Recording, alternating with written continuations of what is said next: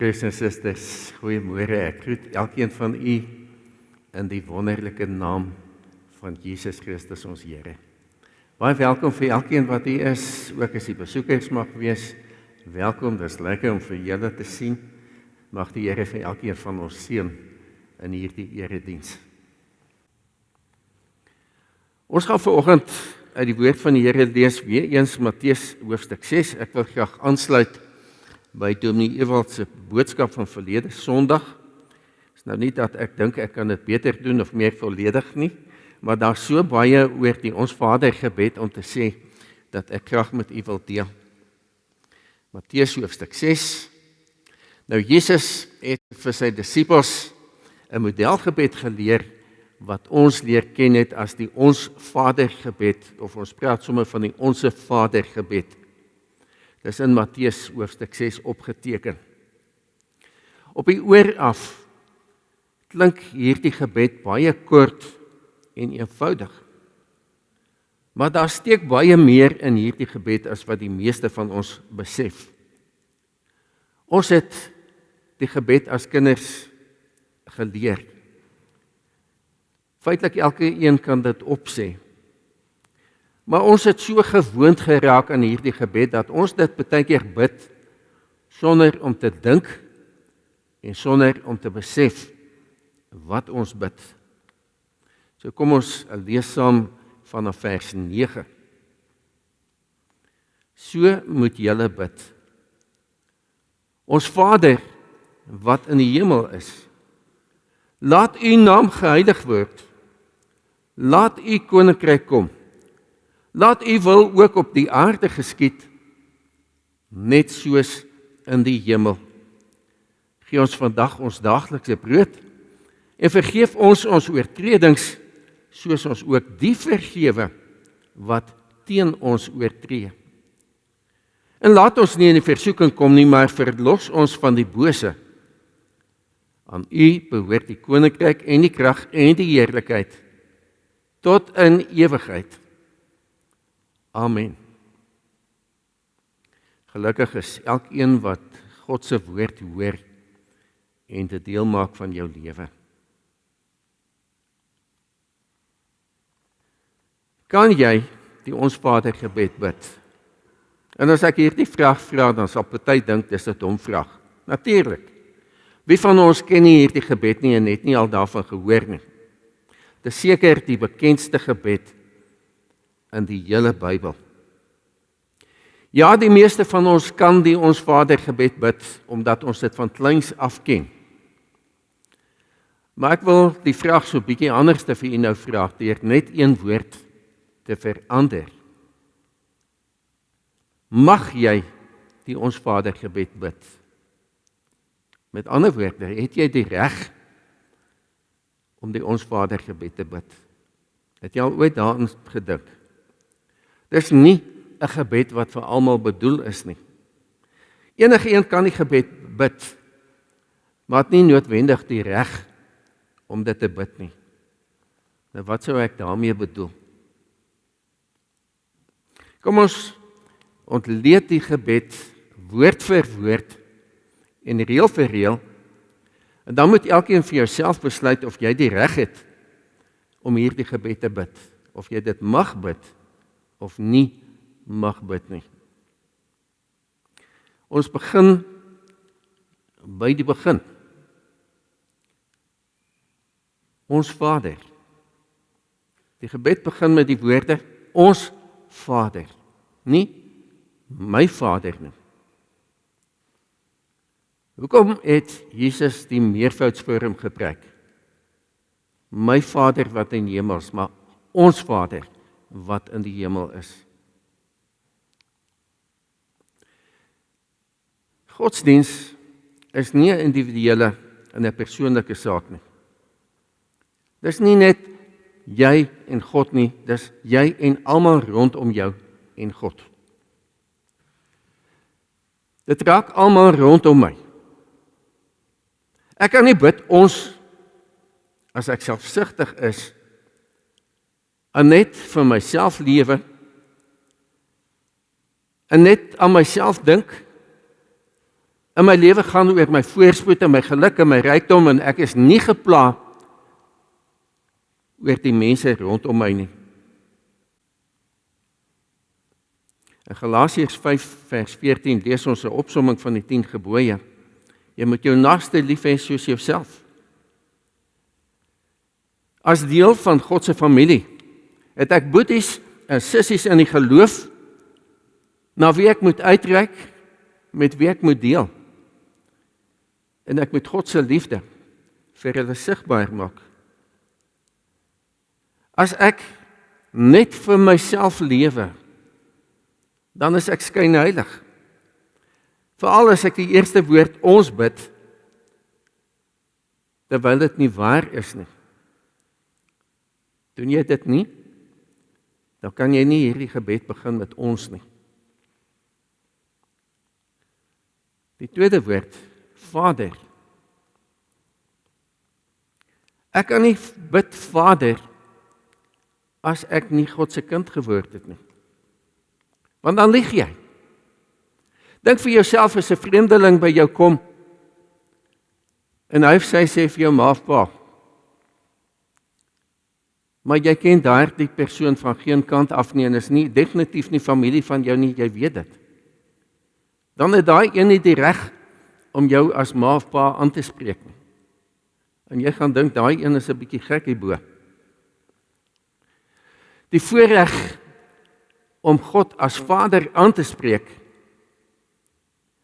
het my deel geword deurdat ek vir Jesus as my verlosser aangeneem het.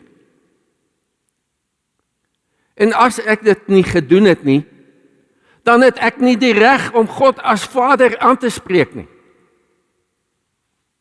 So die vraag is vanoggend, is Jesus jou verlosser, wat met sy offer in die kruis al jou sonde betaal het en weggeneem het? Johannes 1 vers 12, maar aan almal wat hom aangeneem het, die wat aan hom glo, het hy die reg gegee om kinders van God te word. Dis 'n geweldige voorreg om die almagtige God, die skepper van die heelal, die skepper van hemel en aarde, as Vader aan te spreek. En jy het alleen daardie voorreg as Jesus jou verlosser is. So jy mag die gebed bid, as jy Jesus Christus as jou verlosser aanvaar het, anders is jy nie geregtig om te sê, ons Vader nie. Ons bid, ons Vader, wat in die hemel is. Nou hierdie woorde wat in die hemel is 'n erkenning van wie God is en 'n verheerliking van God. Ek kan dit slegs sê as ek myself volledig aan God onderwerp het, as ek hom wil eer deur te lewe soos wat hy van my vra, deur volledig gehoorsaam te wees. Hy is die ewige God, die skepper God van die heelal. Hy is die enigste God. En dit word in die Bybel baie duidelik bevestig as ons kyk na Eksodus hoofstuk 20 vanaf vers 3. Jy mag naas my geen ander gode hê nie. Jy mag nie vir jou 'n beeld of enige afbeelding maak van wat in die hemel daarbo of op die aarde hieronder of in die water onder die aarde is nie. Jy mag hulle nie vereer of dien nie, want ek die Here jou God is onverdeelde trou aan my. Met ander woorde, God vra my volle toewyding. Nou lees ons wat in die hemel is, wat dit beteken. Toe het Moses en die Israeliete die volgende lied tot eer van die Here gesing. Ek wil tot eer van die Here sing, omdat hy hoog verhewe is. Dit beteken, God is bo alle ander gode, daar is nie ander gode nie. Hy is die enigste God, hy is die ware God. Al die ander is vals gode, wat niks kan doen nie. En dan, God is nie net hoog verhewe nie, hy is hoog verhewe bo alle gode, sê die Bybel, en hy is hoog verhewe bo alle volke, alle mense. Psalm 148, laat hulle die naam van die Here prys, want sy naam alleen is hoog verhewe. Sy majesteit strek oor die aarde en oor die hemel. So ek kan nie bid wat in die hemel is, as ek nie met my houding, met my gesindheid, met my lewe die nodige respek en eerbied vir God het nie. As ek na God kom, dan moet ek besef met wie ek te doen het. Dis nie hier jy, wat ek kan rondstoot in hiet en gebied nie. Hierdie prentjie kom uit 'n boek van Rebecca Brown, waar sy praat oor toewyding aan God. Baie mense dink, ja, ek kan God beveel, hy moet rondspring, as ek hom nodig het, dan moet hy spring. En as God nie spring nie, as hy nie dadelik my gebede verhoor nie, as ek kwaad en ontstel en dan draai ek my rug op die Here, ja, hy gee nie om vir my nie, hy het my nie lief nie. Nee, God is nie hier jy, wat ek kan hiet en gebied nie. Ek kan nie bid wat in die hemel is, as ek aardsgebonde is nie. As my lewe gaan om hier en die nou en al die plesier en die genot wat ek uit die lewe uit kan put om my eie belange nie. Jesus sê nie elkeen wat vir my sê, Here, Here sal in die koninkryk van die hemel ingaan nie, maar net hy wat die wil doen van my Vader wat in die hemel is. Is jy besig om die wil van die Here te soek? Is jy besig om die wil van die Here te doen? Glo jy hy is tevrede met die manier waarop jy dit doen? Soos ek dit wil bid, dan moet ek na God kom in die grootste nederigheid, in respek en besef, ek is daar die klein figuurtjie, wat vir God in sy almagtigheid kniel. So ek moet besef, met wie ek te doen het. Die Bybel sê vir ons het die vrymoedigheid, om tot God te gaan.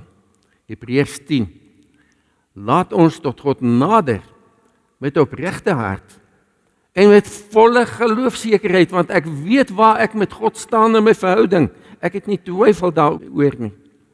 Ons harte is immers gereinig van 'n skuldige gewete, en ons liggame is gewas met skoon water.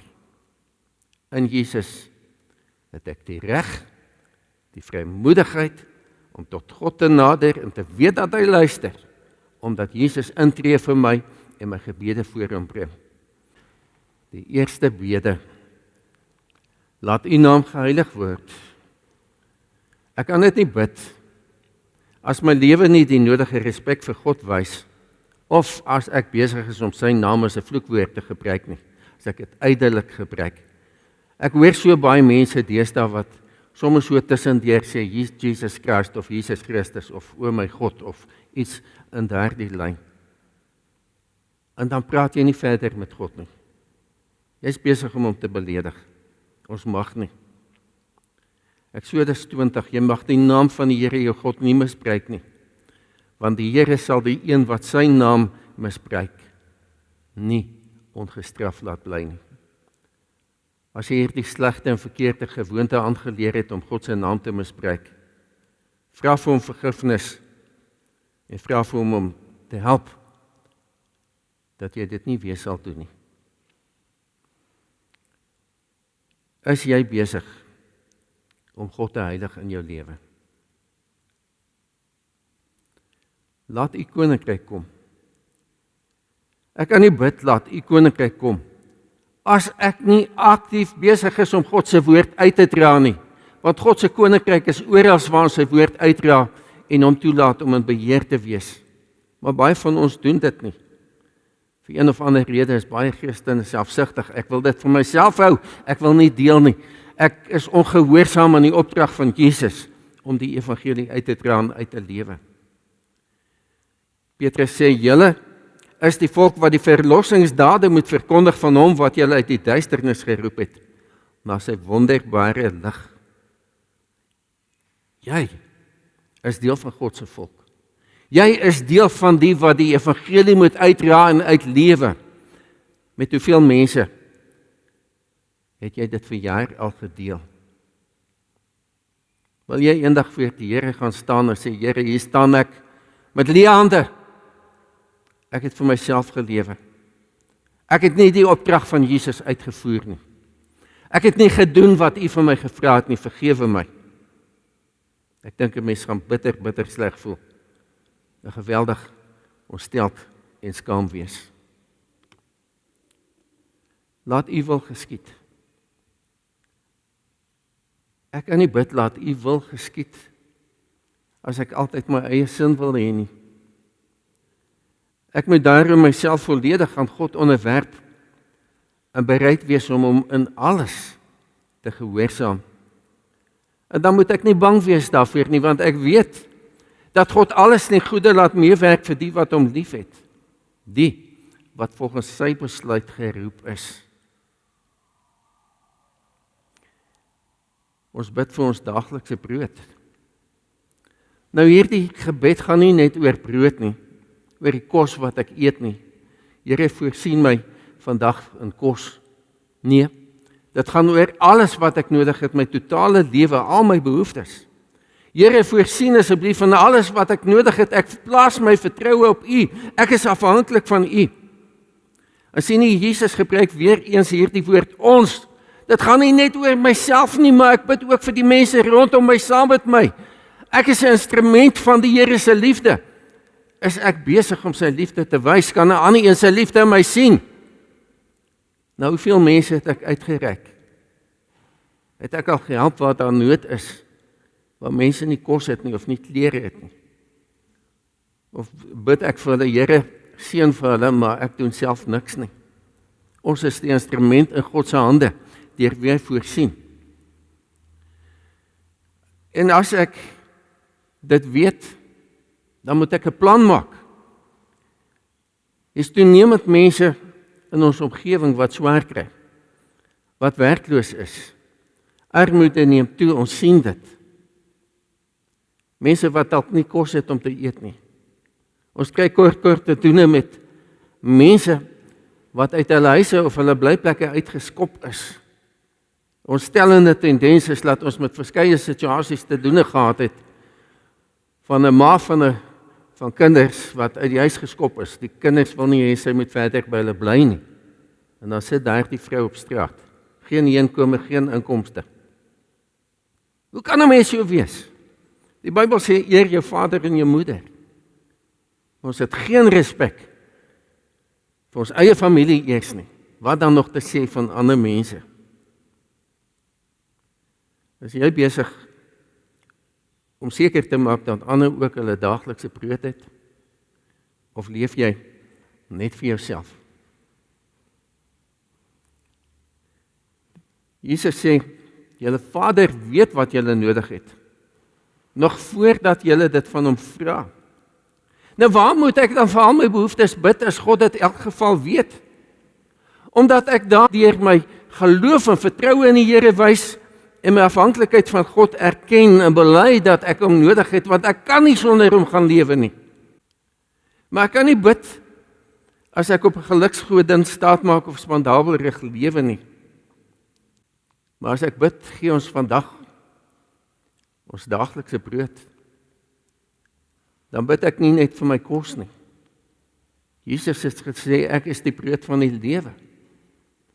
Ek bid ook vir my geestelike behoeftes. So ek moet besef, Jesus is die brood wat lewe gee. En dan is die vraag, spandeer jy voldoende tyd met Jesus?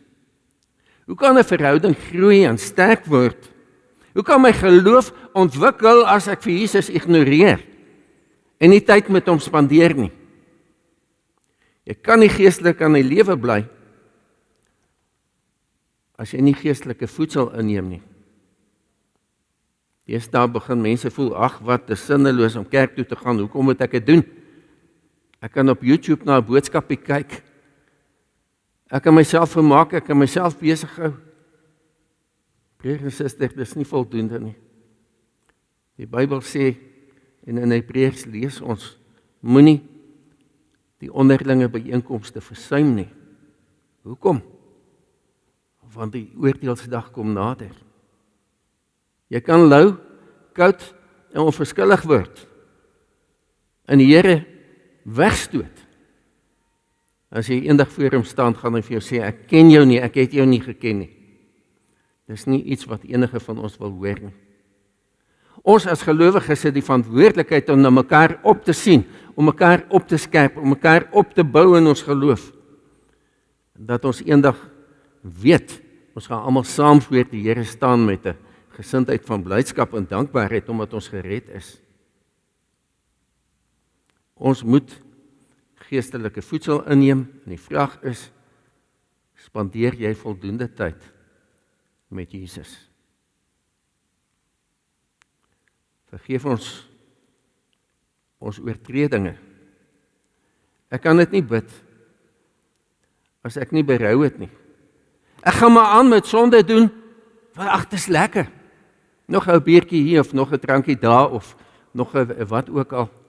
Kom ons doen dit maar, want almal doen dit deesdae. Sedeloosheid neem toe. Ja, almal doen dit. Wat maak dit nou saak? As ek nie binne die wil van die Here lewe nie. Dan help dit nie om te vra vir vergifnis van sonde nie. Hoe kan jy jou vergewe as jy aanhou en aanhou en aanhou? Hebreërs 6 sê, as ons aanhou sondig, dan kruisig ons Jesus Christus opnuut en maak hom in die openbaar tot 'n bespotting. Mag ons dit doen? Dat ander mense vir Jesus uitlag, ag wie en wat, hy's niks werd. Omdat ek verkeerd lewe, omdat ek 'n verkeerde voorbeeld stel. Spreuke sê vir ons, wie sy sonde wegsteek, moet niks goeds te wagte wees nie. Wie sy sonde bely en daar afsien, sal genade ontvang. Wat sal gebeur as ons ernstig is om met sonde te breek en tot eer van God te lewe? My lewe gaan verander. My gesindheid gaan verander, my verhouding met ander mense gaan verander. Ek gaan nie meer daai verneinige, kritiese persoon wees wat elke persoon wil afkraak en afbreek omdat ek dink ek is beter as hulle nie. Jy gaan hulle nood raak sien. En jy gaan wil doen wat vir hulle goed is. Maar ek gaan ook bereid wees om ander te vergewe. Ons bid, vergewe ons oortredings. En dan sê Kronieke, en my volk oor wie my naam uitgeroep is, as hulle berou toon en bid, en vra na my wil en terugdraai van hulle bose weë af, sal ek luister uit die hemel en hulle sonde vergewe en hulle land herstel. Hoekom is ons land so agteruit? Hoekom is dinge so sleg in ons land? Werkloosheid, misdaad, korrupsie is nie nodig om julle lys te noem nie, u weet dit. Maar God sê, as julle begin lewe binne my wil, dan sal ek ook die land herstel. Ons kan hierdie land omkeer. Ons kan maak dat dit weer goed gaan met ons. As ons as volk berou toon en bid en vra na die wil van die Here. En as mense hulle wegdraai van hul bose weë af. En dan sal ek ook ander vergewe wat teen my oortree het. Ek kan nie bid, vergewe my soos ek ook die vergewe wat teen ons oortree. As ek met 'n wrok rondloop en nie bereid is om almal om my te vergewe en vry te spreek nie. Ek vind baie dikwels mense wat sê, ja, ek sal vergewe, maar vergeet nooit nie. Nee, dis nie vergewe nie, broer en suster. Vergewe beteken, sit dit agter jou, dis afgeskryf, dis verby. Moet nooit weer ou koeie uit die sloot uithaal. En sê, ja, maar onthou jy, 20 jaar terug het jy dit of dat gesê of gedoen nie. Dis verby. As God my vergewe, dan gaan hy dit nie weer teen my bring nie. Maar nou sê Jesus, as julle ander mense nie vergewe nie, sal julle Vader julle ook nie julle oortredings vergewe nie. Ek was by sterfbeddens waar mense met 'n wrok in hulle gewees het en nie bereid was om te vergewe nie. Wat sê die Here? Ek kan jou dan ook nie vergewe nie. Sien jy kans vir 'n ewigheid sonder God? 'n Ewigheid in die hel omdat jy te hardkoppig was, te hardvogtig. Om vir iemand anders te sê, ek is bereid om ter wille van my ewige bestemming, ter wille van God se genade, vir jou vry te spreek van wat jy teen my gedoen het. En dan kan jy, as 'n nuwe mens begin lewe. Ons bid, laat ons nie in die versoeking kom nie. Maar as ek moeilikheid soek, as ek met 'n slang speel, dan gaan hy my pik. Ek moet nie myself in situasies sit wat ek nie in staat is om die versoeking te weerstaan nie. As jy vriende sê, ag man, drink nog net enetjie, wat maak dit nou saak? Jy weet is te veel, een te veel. Stop. Moenie toelaat dat sonde oorhand van jou lewe kry nie. Ek kan nie bid laat ons in versoeking kom as ek nie ernstig verlang om God se wil vir my lewe te soek en 'n heilige en 'n bruikbare lewe tot eer van God te lewe nie. Jakobus sê vir ons 'n mens word verlei deur sy eie begeertes wat hom aanlok en saamsleep. Moenie gaan soek na moeilikheid nie. Verlos ons van die bose. Ek kan nie bid verlos ons van die bose as ek lou, koud of onverskillig in my lewe is nie. As ek deur my lewe verkeerde dinge doen nie en dit toelaat. Of dit goed praat as ander dit doen. Jakobus 1. Gelukkig is die mens wat in versoeking standvastig bly. As hy die toets deurstaan het, sal hy as oorwinningsprys die lewe ontvang wat die Here beloof het aan die wat hom liefhet. Die gebed sluit af met die verse wat Dominee Ewald verlede Sondag behandel het. Aan U behoort die koninkryk. Ek kan nie bid aan U behoort die koninkryk as ek Jesus nie voluit dien nie. Sy koninkryk is oral waar hy regeer. Ek kan nie bid aan U behoort die krag as daar vrees in my hart is, as ek onseker voel, as ek nie bereid is om God op sy woord te neem en om in alles te vertrou nie. My vertroue word sigbaar in my lewe deur te begin doen wat die Here van my vra. Ek moet in hierdie krag van God begin lewe.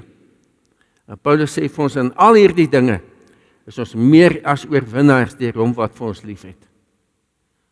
Ons moet begin lewe as mense wat vrygemaak is van sonde deur Jesus, wat sy krag ontvang het. Aan U behoort die heerlikheid. Ek kan nie bid in die heerlikheid as ek my eie lewe regeer, as ek baas van my eie lewe wil wees nie, as ek nie aktief besig is om God se wil te soek en toe te pas in my lewe nie. Tot in ewigheid. Ek kan nie bid tot in ewigheid as ek nie sy koms verwag, as ek nie as getuie vir die Here optree nie, as ek nie bereid is om einduit, voluit vir die Here te lewe nie. Jesus het gesê, hierdie evangelie van die koninkryk sal in die hele wêreld verkondig word, sodat al die nasies die getuienis kan hoor. Eers dan sal die einde kom. God verwag van elkeen dat ons einduit, voluit vir hom gaan lewe. Die woord Amen. Ons sluit die gebed daarmee af. Ek kan nie Amen sê as ek soos 'n kind glo dat alles wat ek gebid het eg en waar is nie.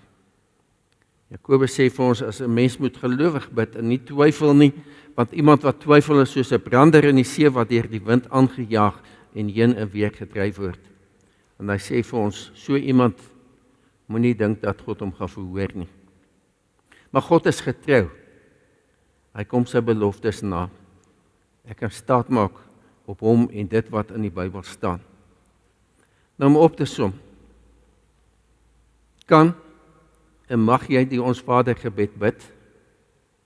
Ek het vir jou uitgewys, wanneer kan ons dit nie bid nie? As jy onseker is, maak seker jou verhouding met Jesus is reg, en dan het jy die volle reg en vrymoedigheid om in die naam van Jesus na God ons Vader te gaan en met die lewende almagtige God direk te gesels. Weet dit dat God graag in kontak met jou wil bly elke dag en elke oomblik van jou lewe. En ons het die voorreg om enige oomblik van my lewe met hom te kan gesels, om enigiets, selfs my diepste gedagtes en geheime met hom te deel. Hy wil jou seën Hy wil vir jou voorsien. Hy wil jou die ewigheid saam met hom hê. Paulus moedig vir Timoteus aan, en dit is ook vir ons van toepassing. In die goeie wedloop van die geloof moet jy al jou kragte inspann en die ewige lewe as 'n prys behaal. Daartoe het God jou geroep en het jy die goeie belydenis voor baie getuies afgelê. En Paulus kon self sê, ek het die goeie wedloop afgelê, ek het die wenstreep bereik, ek het gelowig enduit volgehou. Nou wag die oorwinnaarskroon vir my, die lewe by God. Broer en suster, mag die Here jou lei en jou toerus om die wedloop van die lewe, die wedloop van geloof enduit, voluit te hardloop, om net soos Paulus eendag te kan sê, ek het die wedloop afgelê, ek het die wenpaal bereik. Nou wag die ewige lewe by God vir my. Wat 'n voorreg om dit te kan doen. Ons gaan as 'n gebed staande die Ons Vader gebed sing.